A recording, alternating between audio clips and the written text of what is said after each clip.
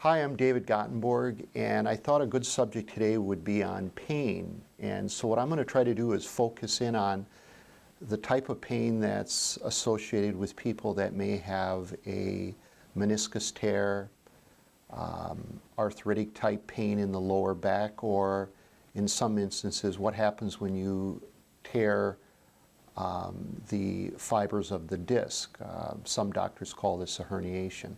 One of the most common questions we hear from patients is, why are my joints aging prematurely? Or why am I more prone to a disc injury or an injury to the meniscus of my knee? And really it's not that complicated. And I have a little example here. This basically shows a healthy lumbar disc. And this shows a disc that has begun to thin. Its width is changing.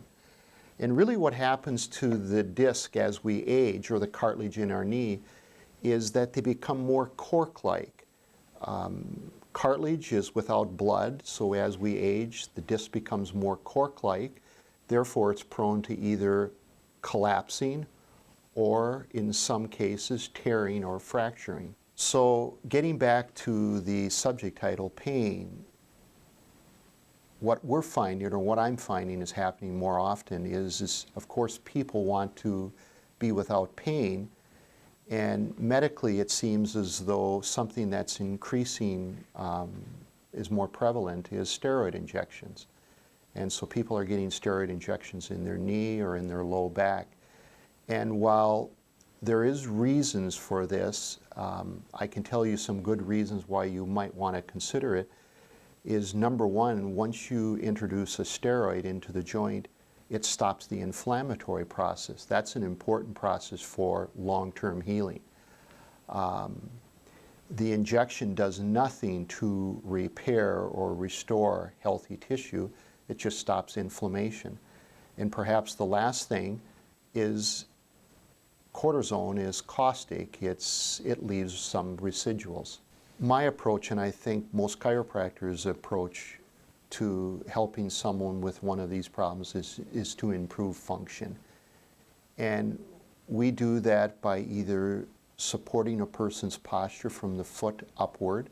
This may include wearing orthotics, and definitely by improving alignment and motion in the joint that we're concerned about. And the last thing we do is there are good things out there that we can use to actually feed the joint or feed the cartilage so that it repairs quicker and lasts longer. What I've done here is I've pulled out a disc from one of the models, and this displays what can happen to a disc. It's called an annular tear. The disc fractures. So what can we do nutritionally? Well, number one, a good supplement that probably a lot of people heard of is glucosamine. And what glucosamine does simply is it attracts water.